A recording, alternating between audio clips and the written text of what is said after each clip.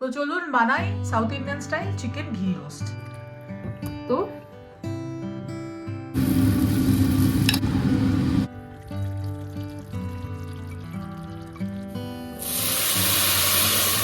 চলুন এবার লাঞ্চে বসবো আমরা।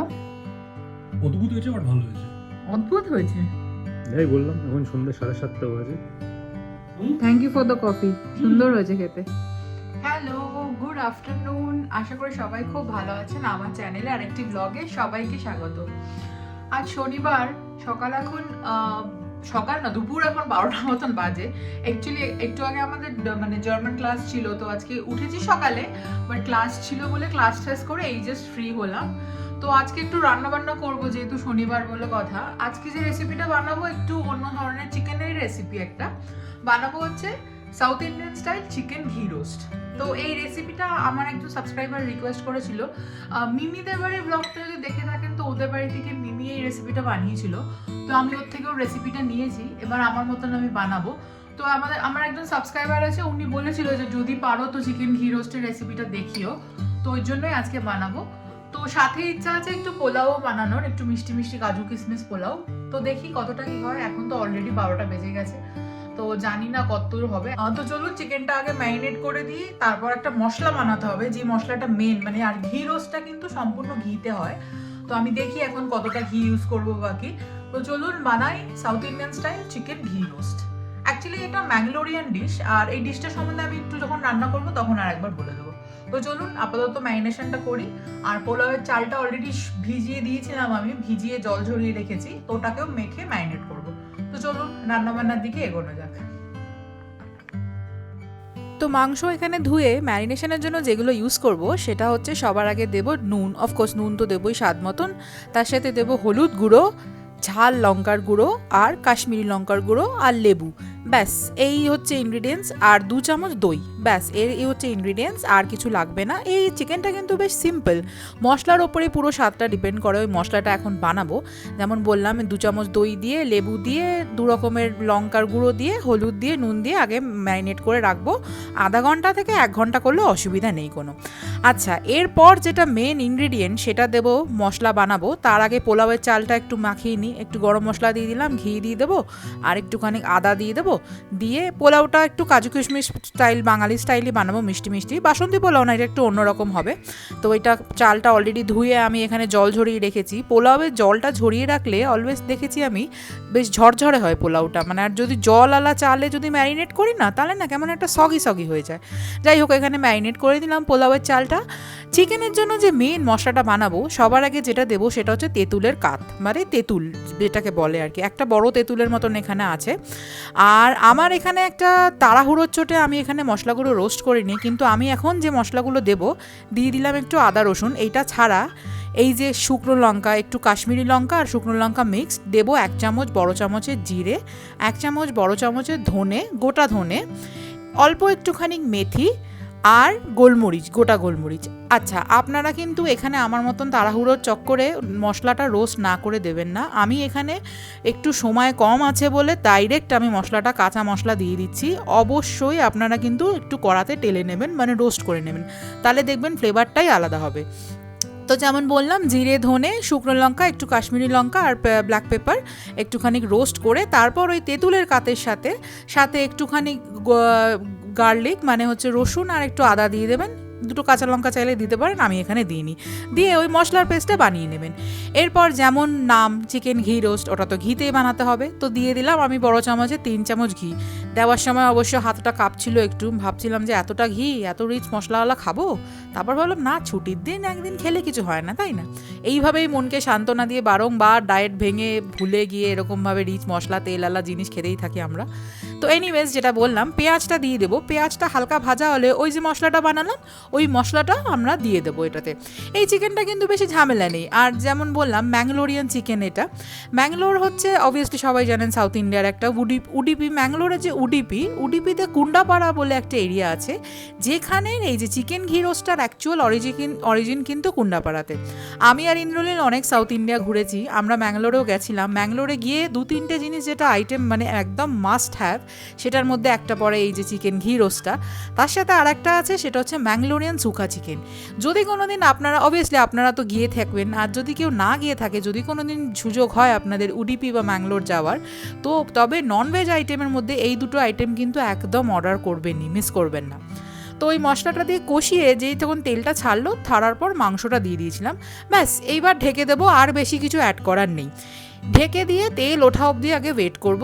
এই দেখুন ভালো করে প্রায় 15 মিনিট লাগলো। আর এখানে এবার যেটা অ্যাড করব সেটা হচ্ছে 1.5 চামচ মতন গুড়। এটা কিন্তু নর্মাল গুড়, মানে জ্যাগরি পাউডার যেটাকে বলে। আবার কিন্তু নলেন গুড় দিয়ে দেবেন না, যদি বাড়িতে নলেন গুড় থাকে সেটা কিন্তু আবার ইউজ করে ফেলবেন না। এই রান্নায় নর্মাল গুড় মানে হচ্ছে এটা মনে হয় আখের গুড় যেটাকে বলে না, সেইটাই এটা। তো জ্যাগেরি পাউডার এখানে কিনতে পাওয়া যায় ইন্ডিয়ান স্টোরে, ওইটাই আমি ইউজ করলাম। ব্যাস গুড়টা আরও মেনলি ফ্লেভারটা আসে একটু তেঁতুলের টক টক, একটু গুড়ের মিষ্টি মিষ্টি, একটু লঙ্কার একটু ঝাল ঝাল, এই করে অ্যাকচুয়াল কিন্তু এই রান্নার ফ্লেভারটা আসে। এইবার ঢেকে দিয়ে মাংসটা সাইডে সরিয়ে দিলাম। পোলাওটা ততক্ষণ বানিয়ে নিই। মাংসটা কিন্তু একদম কম ফ্লেমে হতে দেবেন, প্রায় 20-25 মিনিট হলে তবে গিয়ে যখন একদম গামাখা গামাখা হয়ে যাবে তারপর নামাবেন। তো বেশি কিছু আর করার নেই, যেমন বললাম এটা কিন্তু খুব শর্টকাটে কিন্তু একদম অন্য রকমের রেসিপি। আচ্ছা, আর একটা কথা, আমার বাড়িতে কারি পাতা নেই। সাউথ ইন্ডিয়ান স্টাইলের যে কোনো রান্নায় সবার মেন ইনগ্রিডিয়েন্ট যেটা হচ্ছে কারি পাতা, সেটাই নেই আমার বাড়িতে। যদিও ঘি রোস্টে কারি পাতার ফ্লেভারটা খুব একটা প্যাটার করে না, লাস্টে ওপর দিয়ে দেয়, অনেকে আবার ফোড়নেও দেয়, কিন্তু আমার কাছে যেহেতু নেই তাই আমি দিইনি। আপনাদের কাছে থাকলে অবশ্যই ওপর থেকে একটু দিয়ে দেবেন, বা ফোড়নের সময় যখন ঘিটা দিলেন তাতে একটু দিয়ে দেবেন, দেখবেন হালকা হয়তো ফ্লেভারটা আসতে পারে। আমার কাছে তো নেই তাই আমি বলতে পারবো না কেমন ফ্লেভারটা। পোলাওটা যথারীতি এখানে ঘিটা গরম করে গোটা গরম মশলা দিয়ে দিলাম, দিয়ে তারপর চালটা যেটা মাখিয়ে রেখেছিলাম চালটা দিয়ে দিলাম। চালটা দিয়ে হালকা করে আমি ভেজে নেব। আচ্ছা, চালটা দেওয়ার আগে দিয়ে দিয়েছিলাম কয়েকটা কাজু, কয়েকটা না বেশ অনেকটাই, যেহেতু কাজু কিশমিশ পোলাও ওইটাতে তো কিপটামো করলে হয় না, তাই না? যাই হোক, কাজুটা দিয়ে দিলাম ওই ভাতটা, মানে ম্যারিনেট করা চালটা দিয়ে হালকা করে ভেজে নেব। এই সময়টা কিন্তু আঁচটা কম রাখবেন, না হলে কিন্তু চাল শক্ত হয়ে যাবে আর চাল গুঁড়ো গুঁড়ো হয়ে যাবে। ওদিকে চিকেনটাও আস্তে আস্তে হচ্ছে, 10 মিনিট হয়ে গেছে। আমি একটু ভাবলাম নেড়ে দিই, কারণ কি এটা তো যেহেতু জল পড়ে না তো নিচে লেগে যায়, তো ওই জন্য সবসময় একটু কম আঁচে করবেন আর একটু হালকা হালকা মাঝে মাঝে নেড়ে দেবেন। চালটা হালকা ভাজা হলে এখানে দিয়ে দিলাম কিশমিশও বেশ অনেকটা পরিমাণেই দিলাম। ওই যে যেমন বললাম কাজু কিশমিশ পোলাও, ওই দুটো তো বেশি দিতেই হবে। দিয়ে হালকা করে হালকা ফ্রাই করে এরপর গরম জল দিয়ে দেবো। আচ্ছা, আমি এখানে 3 কাপ চাল করছি, আর এটা কিন্তু গোবিন্দভোগ চাল না। কি করব বলুন, এখানে গোবিন্দভোগ চাল পাওয়া যায় না। ইন্ডিয়ান স্টোরে খোঁজ নিয়েছিলাম, বাংলাদেশের চিনি গুঁড়া চাল যেটা আছে ওইটা পাওয়া যায়, কিন্তু সব সময় আবার স্টক অ্যাভেলেবেল থাকে না। তো ভাবলাম আর কি বাসমতি চাল দিয়ে বানাই। তো বাসমতি চাল এখানে 3 কাপ নিয়েছি, জলও তার ডবল মানে 6 কাপ দিলাম। 6 কাপ মানে একদম মাপে মাপে 6 কাপ কিন্তু। জলটা দেওয়ার পর এখানে নুনটা দিয়ে দেবো। নুনটা দেওয়ার পর একটুখানি জলটা না চেখে দেখে নেবেন, যদি দেখেন যে বেশ নুন কটা লাগছে তাহলে কিন্তু ঘাবড়াবেন না, ওইটাই হওয়া উচিত। যদি এইখানে নুন কটা লাগে তবে গিয়ে পোলাও হওয়ার পর নুনটা একদম পারফেক্টলি ব্যালেন্সড হবে। যাই হোক, ঢাকা দিয়ে দিলাম। এবার পোলাও মাংস হতে থাক। মাংসটা অলরেডি ওদিকে হয়ে গেছে। এই যে পোলাওয়ের অলরেডি 10 মিনিট স্টিম দিয়ে দিয়েছি কম আছে। এবার কাঁচা লঙ্কা কয়েকটা দিয়ে দেবো, তারপর চিনি দেবো, লাস্টে আরও 2টো জিনিস দেবো, যেটার জন্য একটু কাজু কিশমিশ পোলাওটা বাসন্তী পোলাওয়ের থেকে আলাদা হয়। এক তো হলুদ পড়ে না, অনেকে চাইলে এখানে একটু গোলাপ জল দিতে পারেন, আমি না দিইনি, কারণ কি অত এক্সট্রা ফ্লেভারিংয়ের দরকার নেই, চিকেন ঘি রোস্টের ফ্লেভারটাই যথেষ্ট। দিয়ে দিলাম চিনি, যেটা মেন। পোলাও তো একটু মিষ্টি মিষ্টি হয়ই না, আমাদের বাঙালি পোলাও তো মিষ্টি মিষ্টি হয়। চিনি দিয়ে দেবো। এবার লাস্টে যেটা দেবো, চিনিটা দেওয়ার পর না আমি 5-6 মিনিট, এই দেখুন পোলাওটা আমি দেখিয়ে দিলাম কত ঝরঝরে হয়েছে ব্যাপারটা, 5-6 মিনিট ঢেকে দেবো। ওই স্টিমে চিনিটা গলে তাহলে পারফেক্টলি ব্যালেন্স হয়ে যাবে স্বাদটা। লাস্টে দেবো হচ্ছে বাঙালি গরম মশলা গুঁড়ো আর গোলমরিচ গুঁড়ো। গোলমরিচটা যদি পাউডার কেনা না থাকে, যদি বাড়িতে বানানো গোলমরিচ থাকে, সেক্ষেত্রে এটা কিন্তু ওখানে ইউজ করবেন। এই যে পোলাওটার মেন স্বাদটা, এই যে লাস্টে বাঙালি শাহি গরম মশলা আর এই যে গোলমরিচ গুঁড়ো দিলাম, এইটা থেকে মেন স্বাদটা আসে। আর বাসন্তী পোলাও তো লাস্টে আমরা দিই না গরম মশলা গুঁড়ো বা এরকম গোলমরিচ গুঁড়ো, এই দুটো পোলাওয়ের মেন ডিফারেন্স কিন্তু এইটাই। যাই হোক, কথা বলতে বলতে আমার পোলাও মাংস রেডি। ওদিকে একচোট যেমন বললাম আজকে হেভি ঠান্ডা, কদিন ধরে প্রচণ্ড ঠান্ডা, মাইনাসে টেম্পারেচার থাকছে। তো রান্নাবান্না কমপ্লিট, দেখিয়ে দিই ফাইনাল লুকটা। চিকেন ঘি রোস্ট আমি একটু হালকা গ্রেভি রাখলাম, আরও একদম শুকনো শুকনো হয়, বিকজ আমি যেহেতু মানে পোলাও দিয়ে খাবো, পোলাওটাও শুকনো। আপনারা যদি পরোটা বা নান দিয়ে খান তাহলে কিন্তু আরও একটু শুকনো করতে পারেন। চিকেন ঘি রোস্ট, আর এইটা হচ্ছে কাজু কিশমিশ পোলাও। এখন খেতে বসবো।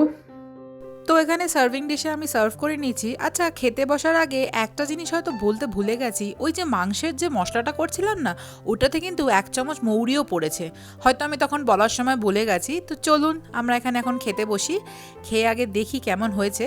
চিকেনটা তো মানে টেক্সচারটা বেশ এরকমই হয়, আর আমি আগে নিজে একটু খাই, খেয়ে তারপর অফকোর্স ইন্দ্রনীলকে জিজ্ঞেসই করবো। দুজনের সংসার এই করি, আমি রান্না করি, ও বলে কেমন হয়েছে, বা ও করলে আমি বলি কেমন হয়েছে।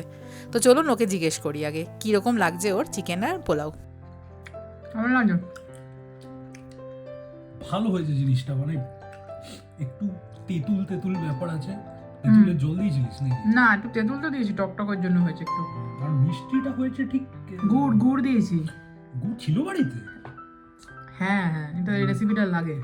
ও ওকে, না ইটস ইন্টারেস্টিং, ভালো খেতে ভালো হয়েছে। আর পোলাওটাও তো দেখছি সাদা। হ্যাঁ, এটা কাজু কিশমিশ পোলাও সাদাই হয়, এটা তো আর বাসন্তী পোলাও না। এটাও ভালো হয়েছে। আমার প্রথমে মনে হচ্ছিল গুজরাটি পোলাও হয়েছে, এটা গুজরাটি স্টাইলে। না গুজরাটি স্টাইলে না। না খুব ভালো হয়েছে।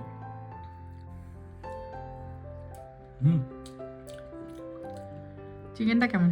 চিকেনটা খুব ভালো হয়েছে, অদ্ভুত হয়েছে, বাট ভালো হয়েছে। অদ্ভুত হয়েছে। এরকম ফ্লেভারটা আগে খাইনি। মিমির হিরোসটা একটু অন্যরকম ছিল। হ্যাঁ, মিমিটা একটু অন্যরকম, মিমিটা কারি পাতাও ছিল, একটু ঝাল হয়েছিল, একটু আমারটা একটু অন্যরকম হয়েছে, বাঙালি টাইপেরও হয়েছে, ভালো হয়েছে। হ্যাঁ, কারণ কি আমারটা আমি মশলাটা না রোস্ট করে দিইনি, মিমিরটা একটু ফ্লেভারফুল ছিল বেশি, তো ওই জন্য প্রবলেম। তো যাই হোক, খা। ঠিক আছে, তাহলে আর বকবক করে সময় ওয়েস্ট করে লাভ নেই, আপাতত আমরা এখন খাই, খাওয়া দাওয়াটা শেষ করে নিই। আজ আর সেরকম কোনো প্ল্যান নেই, তো খাওয়া দাওয়া করি, দেখি তারপর কি করা যায়। একটা জিনিস দেখাতে আমি ক্যামেরাটা অন করলাম, এখন বাজে হচ্ছে সন্ধ্যে 7:30।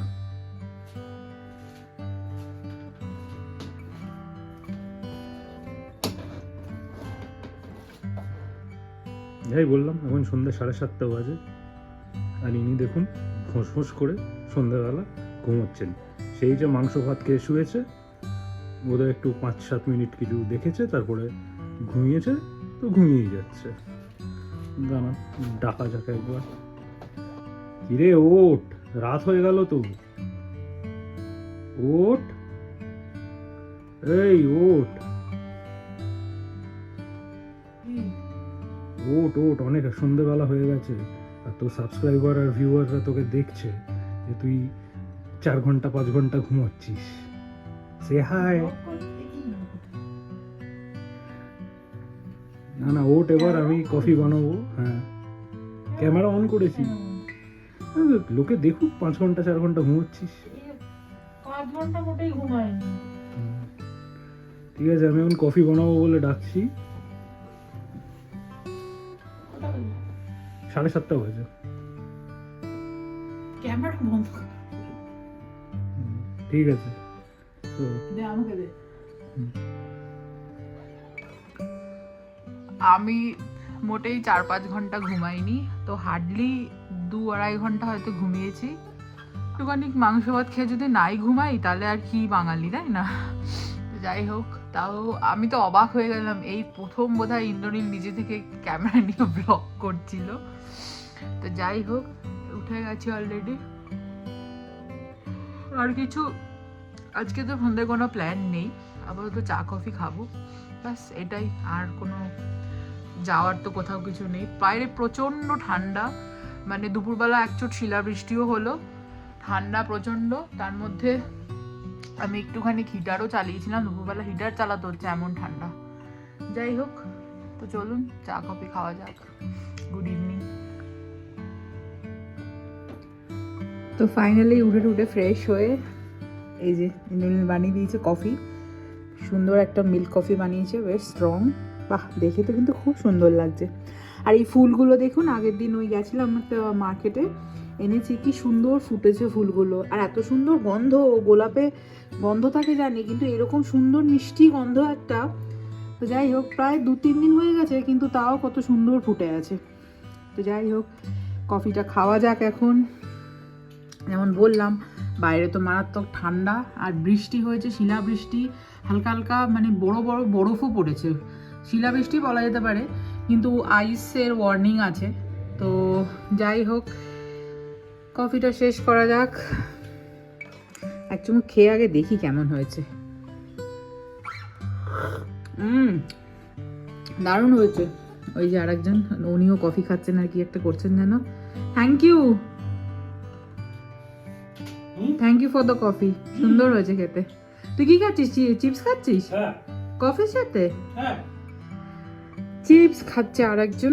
যাই হোক, আমরা মনে হয় না রাত্রে ডিনার করবো আজকে। আমরা ডিনার আর করবো না, বিকজ লেট লাঞ্চ হয়েছে, প্লাস খিদেও নেই। জেনারেলি স্যাটারডে সানডে ডিনার করি আমরা, বাট আজকে তো খিদে নেই, বিকজ বেশ ভালো খাওয়া দাওয়া হয়েছে আর হেভি খাওয়া দাওয়া হয়েছে।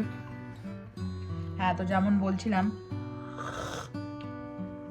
ডিনার করব না, বিকজ অনেক লেট খাওয়া হয়েছে অ্যান্ড খিদে তো নেই, প্লাস মনে হচ্ছে মানে খাবারটা এখনো নামেনি ওরকম মনে হচ্ছে, যে কফিটা খেলে যদি একটু ভালো লাগে। তো ঠিক আছে, আজকে ব্লগটা এখানেই শেষ করছি।